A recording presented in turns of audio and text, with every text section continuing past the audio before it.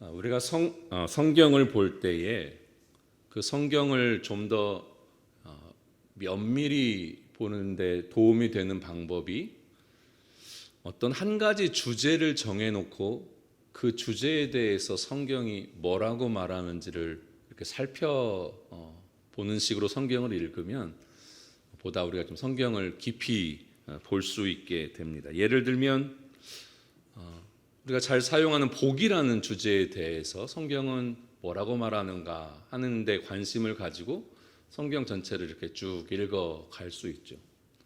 또는 돈에 대해서 성경은 뭐라고 말하는가, 우리가 돈을 어떻게 사용하라고 하는가, 이런 것도 우리가 성경을 그 주제를 생각하면서 읽으면 성경을 보다 깊이 볼 수 있습니다. 근데 우리가 성경을 읽는 데 있어서 놓치지 말아야 될 매우 중요한 주제가 하나 있습니다. 그것은 바로 왕이라는 주제입니다. 이 왕이라는 주제를 중심에 놓고 성경을 읽어보다 보면 우리는 성경의 이야기가 왕의 이야기라는 사실을 깨달을 수 있습니다.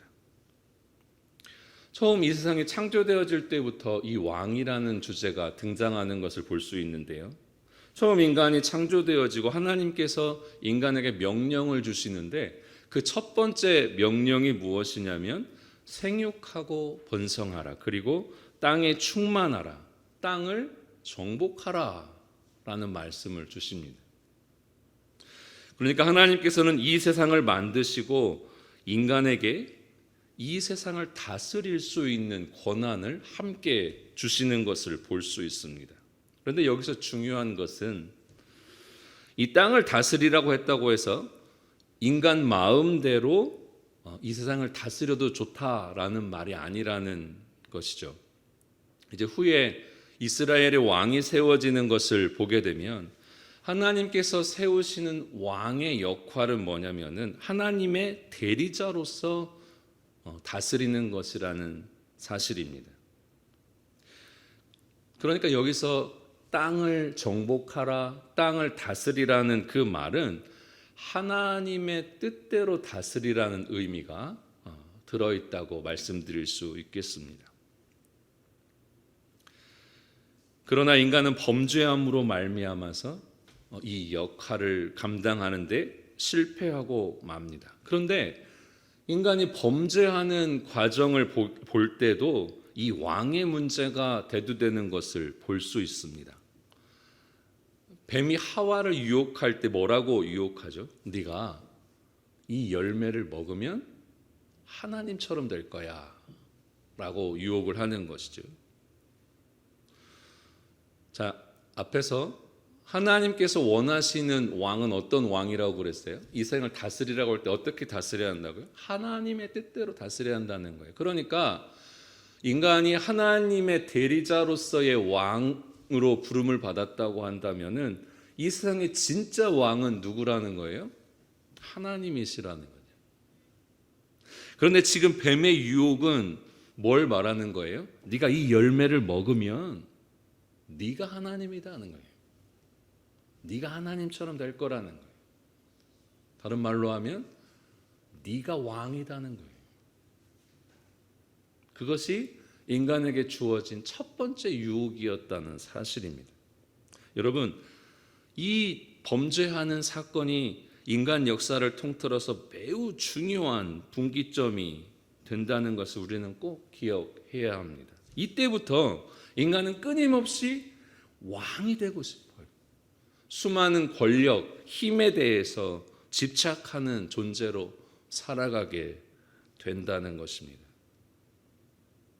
우리가 성경을 보면 이 세상에는 두 종류의 왕이 있다는 사실을 알게 됩니다. 하나는 하나님께 순종하는 왕입니다. 하나님의 뜻대로 다스리는 왕입니다. 앞에서 말씀드린 대로 하나님께서 처음 인간을 창조하실 때 세우시고자 했던 그 인간의 모습이라고 말씀드릴 수 있죠. 그리고 다른 하나는 하나님을 거부하고 자기 스스로 세상을 다스리고자 하는 왕입니다.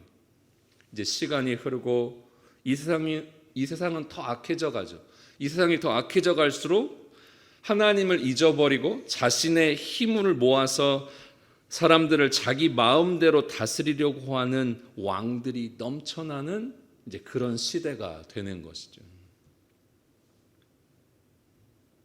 오늘 왕의 이야기를 하고 있는데 사실 여기서 말하는 왕은 매우 상징적인 인물이라고 할 수 있습니다. 왜냐하면 우리가 살고 있는 지금 이 시대는 왕이 통치하는 시대라고 할 수는 없기 때문입니다.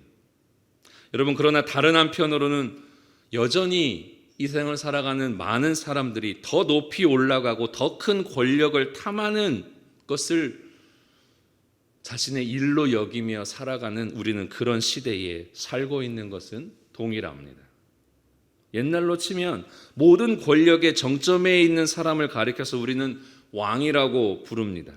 여러분, 그런 면에서 오늘날에도 왕이라는 제도는 사라졌지만 세상에서 왕이 되고자 하는 사람들은 넘쳐난다는 사실을 알 수 있습니다. 더 시간이 지납니다. 하나님께서는 범죄함으로 마땅히 멸망당한 인류를 구원하시기 위한 프로젝트를 이제 가동하십니다. 그래서 처음으로 하시는 일이 아브라함이라는 사람을 선택하시는 거죠. 그리고 그 아브라함을 통해서 이제 한 민족이 만들어지게 됩니다. 그리고 그 이스라엘을 하나님의 이제 백성으로 삼게 되죠. 그리고 마침내 이스라엘도 하나님께 왕을 달라고 요구하는 때가 옵니다. 이스라엘의 초대 왕을 세운 선지자는 사무엘이었죠. 여러분, 그런데 사무엘은 백성들이 왕을 세워달라고 요구할 때 매우 언짢아하는 것을 볼 수 있습니다. 왜 그래요? 이스라엘의 진정한 왕은 하나님이시라고 그는 믿었기 때문입니다. 그러나 하나님께서는 그 백성들의 요구를 들어주라고 말씀하시죠. 그래서 이스라엘도 드디어 왕이 세워지게 됩니다. 사무엘서와 열왕기서가 이스라엘 역사에서는 이제 가장 중심이 되는 역사라고 할 수 있는데 그 사무엘서와 열왕기서를 한마디로 말하면 왕의 이야기라고 말씀드릴 수 있죠. 그 중에서도 사무엘서는 처음 이스라엘의 두 왕을 잘 비교해 주고 있습니다. 처음으로 세움을 입은 왕은 사울이죠. 사울이 왕으로 세움을 입을 때만 해도 사울은 참 겸손한 사람이었습니다. 하지만 왕이 되고 나서 그는 하나님의 대리자로서의 역할을 제대로 감당하지 못합니다. 그가 보이는 모습은 하나님의 종으로서의 왕이 아니라 자신의 힘으로 그 왕의 자리를 어떻게든 지키려고 하는 왕이었다는 사실이죠. 그가 하나님께 버림을 받는 결정적인 계기가 되는 사건이 뭐예요? 아말렉 민족을 다 진멸하라고 했는데 그 중에서 일부를 남겨두게 되죠. 그 일을 통해서 사무엘에게 들은 책망이 뭐였어요? 왕이여, 순종이 제사보다 낫습니다. 순종이 제사보다 낫다. 그 말은 뭐예요? 사울은 하나님께 순종하는 왕이 되지 못했다는 거예요. 그것이 사울이 하나님께 버림을 받는 이제 이유가 되는 것이죠. 반면에 그 다음으로 왕이 되는 다윗은 하나님의 대리자로의 역할을 충분히 잘 수행한 인물이라고 할 수 있습니다. 그래서 이제 그 이후에 열왕기의 말씀들을 쭉 보면 그 이후에 세워지는 모든 왕들은 이제 다윗을 기준으로 평가가 되는 거예요. 이 왕이 다윗의 길로 행하였더라. 이 왕이 다윗의 길로는 행하지 아니하였더라. 그게 왕들에 대한 평가가 되는 것이죠. 그리고 사무엘하 7장에 보게 되면 하나님께서는 다윗 왕조가 영원히 끊어지지 않게 해주시겠다는 약속을 주십니다. 그리고 우리가 잘 아는 대로 그 다윗 계보를 통해서 메시아 예수 그리스도가 탄생을 하게 되는 것이죠. 여러분, 사울과 비교해서 다윗이 위대한 점이 무엇이냐를 생각해 본다면은 다윗은 왕이 되고 나서도 한결같은 사람이었다는 거예요. 지난 2주에 우리 배 목사님 통해서 우리가 다윗에 대한 말씀을 보았지만 다윗은 한결같은 사람이었어요. 하나님 앞에서. 여러분, 왕이 되기 전에 자신에게 어떠한 힘도 없을 때 겸손한 사람이 되는 것은 별로 어려운 일이 아닙니다. 그러나 한 나라의 왕이 돼서 자신 위에 더 이상 아무 사람도 없는 그러한 자리까지 올라간 그 시점에서 겸손할 수 있다는 것은 여러분, 그건 능력이에요. 그게 위대함인 거예요. 여러분, 다윗은 하나님을 제끼고 자기 스스로 왕 노릇하려고 하는 이 세상적인 왕이 아니었습니다. 물론 그에게도 여러 가지 흠이 있었습니다. 그럼에도 불구하고 하나님께서 가장 사랑하는 왕이었다고 인정받을 수 있었던 것은 뭐냐? 이처럼 언제나 하나님의 종으로서의 왕의 자리를 잃어버리지 않았다는 것이죠. 우리가 그 이후의 말씀을 쭉 보면 다윗 이후에 세워지는 왕들은 몇몇을 제외하고는 모두 다 하나님의 대리자로서의 그 역할을 제대로 수행하지 못하게 됩니다. 그 결과는 뭐냐? 이스라엘이 아수르와 바벨론의 멸망을 당하게 되는 것이죠. 여러분, 이스라엘 백성들에게 있어서 자신들이 이방 나라의 멸망을 당한다는 사실은요, 매우 충격적인 일인 거예요. 왜냐하면 그 당시에 전쟁은, 나라와 나라 간의 전쟁은 그 나라가 섬기는 신들의 전쟁이라고 여겨지는 때였습니다. 그러니까 이스라엘이 다른 민족에게 패했다는 사실은 곧 뭘 말하는 거예요? 이스라엘의 하나님이 패하셨다는 것으로 받아들여지게 되는 것이죠. 그러니까 그것이 이스라엘 백성들에게는 매우 충격적인 일이 아닐 수 없었던 것입니다. 물론 하나님께서는 선지자들을 보내서 그것이 하나님의 능력이 없어서가 아니라 이스라엘이 범죄했기 때문이라는 사실을 이제 깨닫게 해주시죠. 그리고 그 이후로 하나님께서는 선지자들을 통해서 이스라엘이 다시 회복될 것이라는 예언의 말씀을 지속적으로 주시는 것을 볼 수 있습니다. 그리고 이제 바벨론 포로 70년의 시간이 흘러갑니다. 그들은 돌아와서 무너졌던 성전을 다시 건축합니다. 그들이 기대했던 건 그거예요. 이제 이 성전을 건축해서 예전에 그 하나님의 영광이 가득한 이스라엘이라는 나라를 다시 회복하자라는 것이 그들이 꿈꾸고 기대했던 것이죠. 그러나 바벨론 포로에서 돌아온 이스라엘의 형편은 그런 영광을 다시 회복하는 자리까지 가지 못합니다. 그러면서 등장하게 되는 예언이 바로 메시아 예언인 거예요. 하나님께서 정하신 마지막 날이 되게 되면 하나님께서 보내시는 한 왕이 세워질 것이다. 그리고 그 왕이 세워지면 이스라엘은 다시 회복될 것이다 라는 것이 그들에게 주어졌던 예언의 말씀이었습니다. 그리고 우리가 잘 아는 대로 하나님께서는 예수 그리스도를 이 세상에 보내주십니다.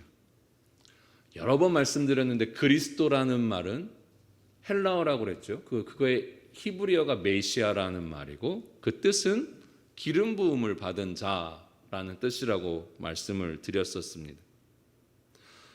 이스라엘에서 하나님의 선택을 받아서 기름 부음을 받게 되는 직분이 총 3개가 있는데 그 첫 번째가 왕이고 두 번째가 제사장이고 세 번째가 선지자입니다. 그러니까 우리가 예수님을 가리켜서 예수 그리스도다라고 호칭을 부르는 것은 뭘 말하는 것이냐면 예수 왕이라는 거예요. 한마디로 말하면 예수님이 나의 왕이라는 고백이 들어있다는 것입니다. 그렇습니다. 예수님은 왕으로서 이 세상에 오셨습니다.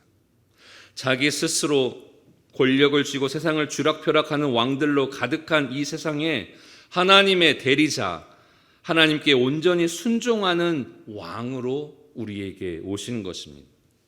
그러니까 우리가 예수님의 모습을 보면서 유추할 수 있는 것이 뭐냐? 처음 창조된 인간이 하나님께서는 어떻게 살기를 원하셨는가 하는 거예요. 왕으로서 살기를 원하셨는데 그 왕의 모습이 어떠했는가를 우리 예수님의 모습을 통해서 유추해 볼 수 있죠. 나아가서는 하나님의 나라가 회복되어질 때, 우리가 하나님의 나라에서 살게 될 때 인간의 모습이 어떠해야 하는가가 예수님의 모습을 통해서 우리는 또한 유추해 볼 수 있다는 사실입니다. 예수님은 공생애를 시작하시면서 우리가 잘 아는 대로 마귀의 유혹을 받게 되죠. 그런데 여러분, 그 예수님이 받은 세 가지의 유혹을 가만히 들여다보면 한마디로 말하면 하나님 없는 왕이 되라는 거예요. 가난한 백성들이 가득 찬 세상에서 돌로 떡을 만들어주면 당연히 인기가 올라갈 것입니다. 성전에서 뛰어내려서 천사가 받쳐주는 것을 사람들이 보면 역시 그를 당장 왕으로 삼으려고 할 것입니다. 그리고 마지막 유혹이 제일 노골적이죠. 마귀가 뭐라고 그래요? 네가 나한테 절하면 이 세상을 다 너에게 주겠다라는 거예요. 한마디로 말하면 마귀가 예수님을 왕으로 세워주겠다라는 거예요. 그 유혹이. 하나님이 없는 왕이 되라는 말씀입니다.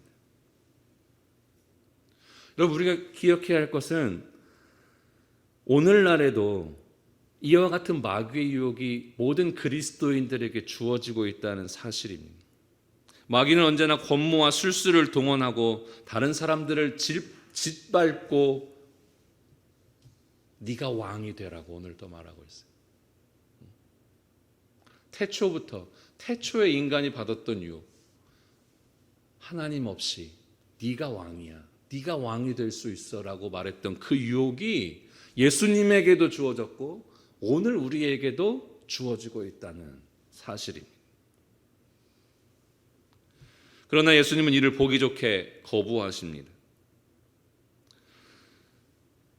우리는 예수님께서 한 번도 하나님께 순종하지 않는 왕이 되기를 원치 않으셨다라는 사실을 깨달아야 합니다.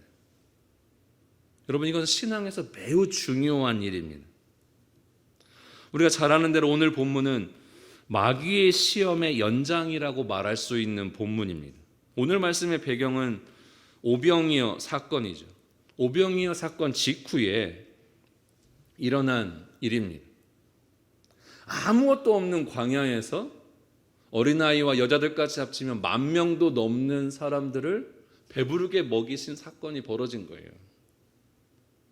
당연히 예수님을 보면서 사람들은 모세를 떠올렸을 것입니다. 그리고 이미 신명기 말씀에는 하나님께서 모세 같은 선지자를 또 보내실 것이라는 말씀이 예언되어져 있었어요. 그러니까 오늘 말씀 앞에 나오는 14절 말씀을 보면 그 말씀에 예언되어져 있는 그 선지자가 이 사람이구나 라고 사람들이 생각했다는 거예요. 그리고 사람들이 한 행동이 뭐예요? 예수님을 왕으로 세우려고 했다는 것입니다. 자, 예수님은 이 세상을 구원하시는 왕이 되시려고 이 세상에 오셨다고 했습니다. 그런데 지금 백성들이 예수님을 왕으로 세우려고 하는 순간이 찾아온 거예요. 그럼 우리 생각에는 이렇게 생각할 수 있죠. 잘 됐네. 이참에 그냥 왕이 되시면 되겠네 라고 생각할 수 있죠. 여러분, 세상에 그런 정치인은 우리가 쉽게 볼 수 있습니다. 자신은 대통령이 될 마음이 전혀 없는데 사람들이 하도 대통령이 돼야 된다고 하니까 크게 결심을 하고 대선에 출마한다고 하는 사람들을 우리는 어렵지 않게 볼 수 있습니다. 예수님도 충분히 지금 그럴 수 있는 상황이에요. 예수님께서 나귀를 타고 예루살렘에 입성하실 때도 보세요. 예수님을 왕으로 지금 맞이하고 있는 거예요, 백성들은. 이제 왕이 드디어 예루살렘에 입성하는구나 라고 생각하고 그 예수님을 맞이했던 것입니다. 그런데 우리가 잘 아는 대로 예수님이 가시고자 했던 길은 그렇게 사람들이 생각했던 길과는 달랐습니다. 예수님은 그런 사람들이 세우는 왕이 되고자 하신 것이 아니에요. 인기를 얻어서 사람들이 세우는 왕이 되고자 하신 게 아니죠. 오직 하나님이 세워주시는 왕이 되시려고 했던 것입니다. 그러니까 오늘 말씀에서 자신을 왕으로 세우자 하는 백성들에 대한 예수님의 반응은 뭐예요? 피하여서 산으로 도망갔다는 거예요. 사람들이 세우고자 하는 그 왕의 자리를 거부하시는 거예요. 오늘날로 치면 사람들에게 인기가 올라가고 여기저기서 자신을 대통령으로 세우려고 하니까 갑자기 이 사람이 저는 오늘부로 정계를 은퇴하겠습니다, 이렇게 선언하는 것이나 다름이 없는 거예요. 그 자리를 거부하는 것입니다. 다시 말씀드립니다. 예수님은 왕이 되시기 위해서 이 세상에 오셨다고 말씀드렸습니다. 그러나 그 왕은 이 세상의 다른 왕들처럼 스스로 힘을 모아서 사람들 위에 군림하는 그런 왕이 아니었습니다. 사람들에게 인기를 얻어서 추대받는 왕이 아니었습니다. 주님께서 되시고자 하셨던 왕은 오직 하나님께서 세워주시는 왕이었습니다. 그리고 그 왕은 반드시 십자가를 지심으로 될 수 있는 왕이었다는 사실입니다. 왜요? 그게 하나님의 뜻이었기 때문이죠. 그렇습니다. 주님은 죽기까지 하나님께 순종하신 왕이었습니다. 그리고 그것이 바로 이 세상이 처음 창조되어지고 하나님께서 세상을 정복하고 다스리라고 말씀하셨을 때 인간들이 보여야 했던 그 진정한 왕의 모습이었다고 할 수 있습니다. 그리고 그것은 이스라엘의 왕이 세워질 때마다 그토록 하나님께서 보고 싶어 하셨던 왕의 모습이었다고 말씀드릴 수도 있습니다.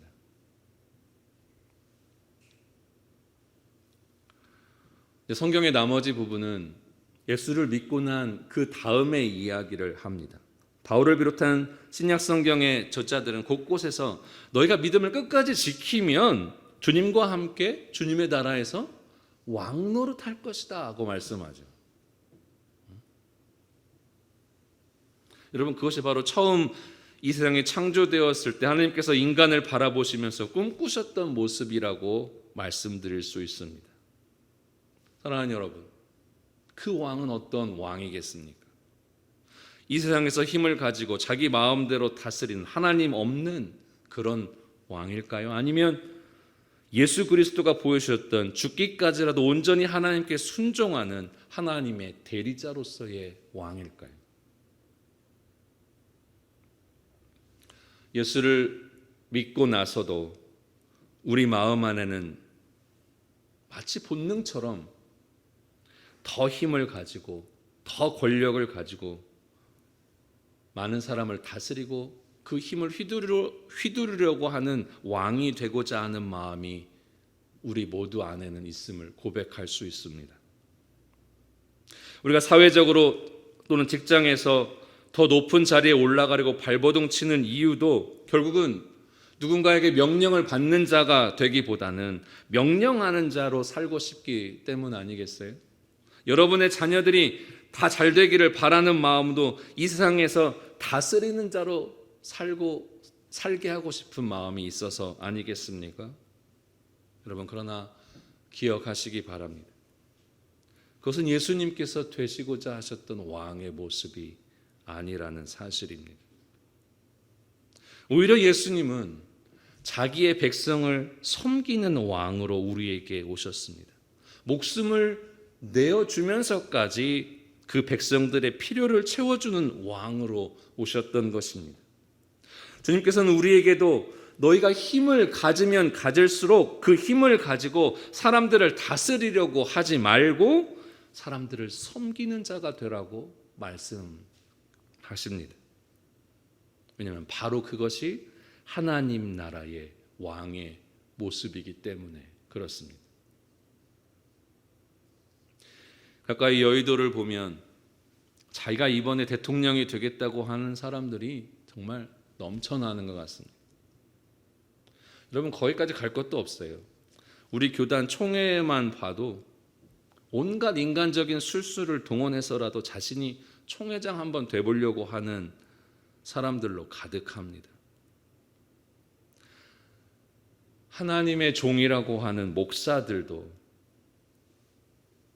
세상에서 왕이 되는 방식으로 이 교단의 우두머리가 되어보려고 발버둥 치는 거예요. 어디에도 예수님처럼 하나님께 순종함으로써 왕이 되려고 하는 사람은 찾아보기가 힘든 세상입니다. 주님께서는 자기 자신을 부인하고 자기 십자가를 지고 나를 따르라고 말씀하셨습니다. 우리 안에 있는 힘과 권력을 얻어서 이 세상적인 왕이 되고자 하는 마음, 여러분 그것이 부인되어져야 될 우리 자신의 모습인 거죠. 그럼 십자가는 뭐겠어요? 십자가는 내가 안 당해도 되지만 하나님께 순종하기 위해서 감수하는 모든 종류의 고난, 그것이 십자가라고 말씀드릴 수 있죠. 그리고 주님을 뒤따라 가라는 것입니다.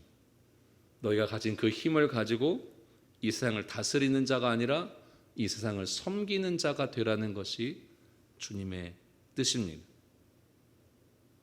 힘에는 여러 종류가 있을 것입니다. 말 그대로 권력을 갖는 것도 힘이고, 많이 배워서 많은 지식을 갖는 것도 힘이고, 많은 돈을 소유하게 되는 것도 힘이 될 수 있습니다. 그것을 가지고 누리고 다스리며 다른 사람을 부리며 사는 게 아니라 네가 가진 그것을 가지고 이 세상을 섬기며 살아가라는 것이 하나님의 나라의 왕의 모습이라는 것입니다. 다시 다윗 얘기를 하나 더 해보겠습니다.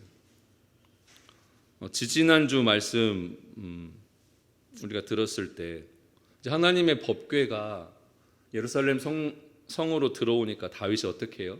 자기 옷이 벗겨지는지도 모르고 덩실덩실 이제 춤을 춘단 말이죠. 그러면서 미갈에게 뭐라고 말해요? 나는 사람들 앞에서 춤춘 게 아니라 하나님 앞에서 춤춘 것이다 라고 당당하게 말하는 것이죠. 그 설교를 들으면서 가만히 생각해 봤어요. 다윗은 어떻게 그럴 수 있었을까? 모든 사람들은 왕의 채통을 생각하는 마당에 하나님 앞에서 마치 소년처럼 그 순수한 마음으로 어떻게 그렇게 반응할 수 있었을까 하는 것이죠. 앞에서 저는 다윗이 한결같은 사람이라고 말씀드렸습니다. 또 한 가지 중요한 사실은 뭐냐면 다윗은 끝까지 하나님의 힘으로 왕이 되고자 했던 사람이었다는 사실이죠. 여러분 이게 참 중요해요. 자기 힘으로 사람들 인기를 모으고 힘을 모아서 권력욕을 가지고 왕이 되고자 했던 사람은 이런 반응을 보이기가 힘들어요.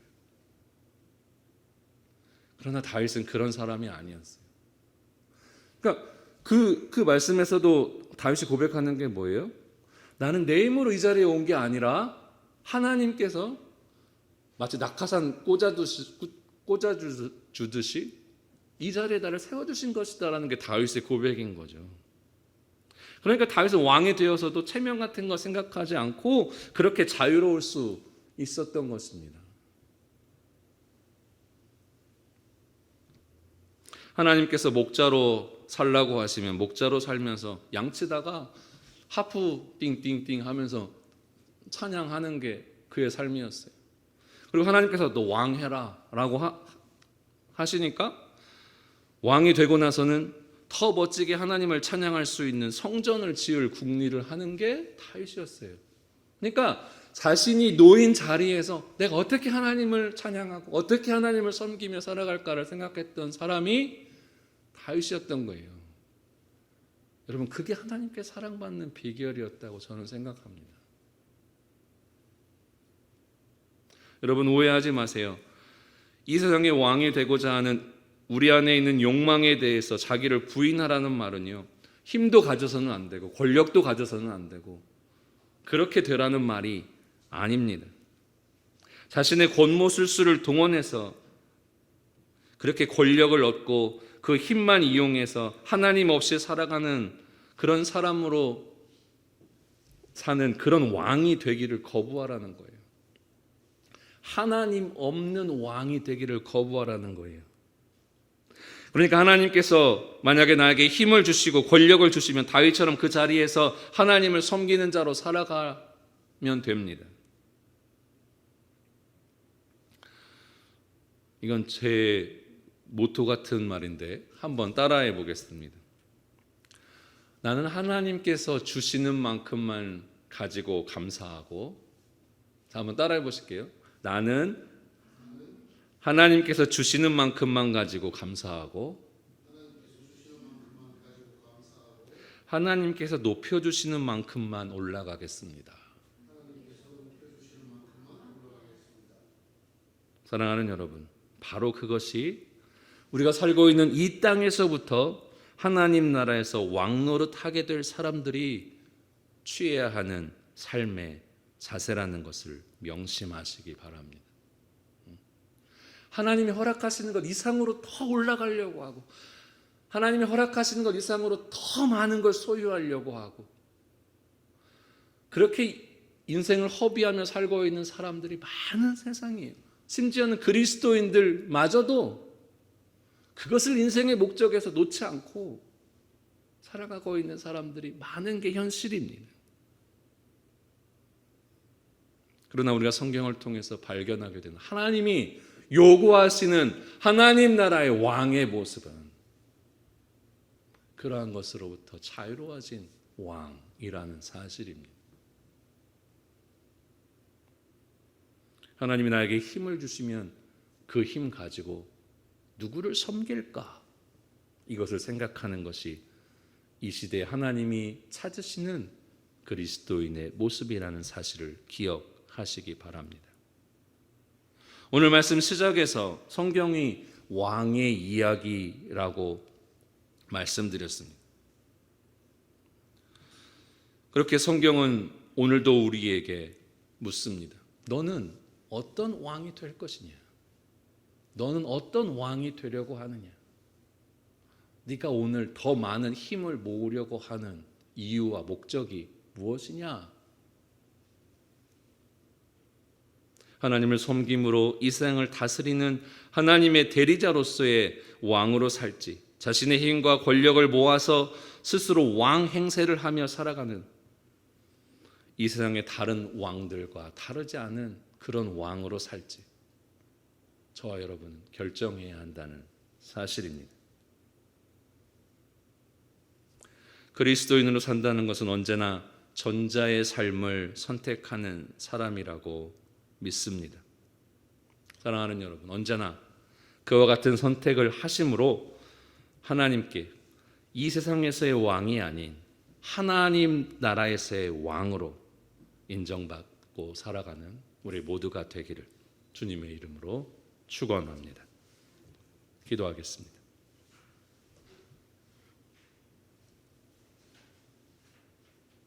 사랑의 하나님,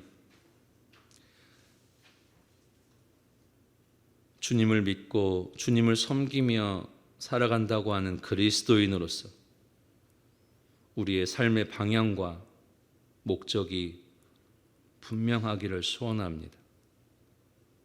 많은 사람들이 힘을 쫓고 권력을 쫓고 돈을 쫓고 명성을 쫓으며 살아가는 이 세상에서 이 세상에서의 왕이 되기를 거부하고 오직 주님처럼 이 세상을 섬기며 살아가는 왕의 모습을 지니는 저희가 되게 하여 주옵소서.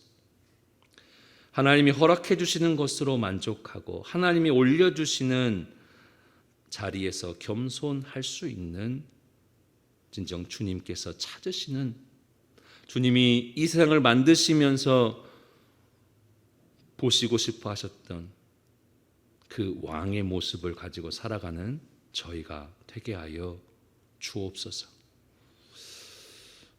주님을 또 닮은 저희가 되기를 소원합니다. 주님이 걸어가신 그 길이 우리 마음 깊이에서 감동이 되고 울림이 있기를 소원합니다. 예수를 믿는다고 하면서 주님이 어떤 길을 가셨는지와 상관없이 살아가는 자들이 아닌 매일매일 겸손함으로 주님 걸어가신 그 길을 뒤따라가는 저희가 되게 하여 주시옵소서.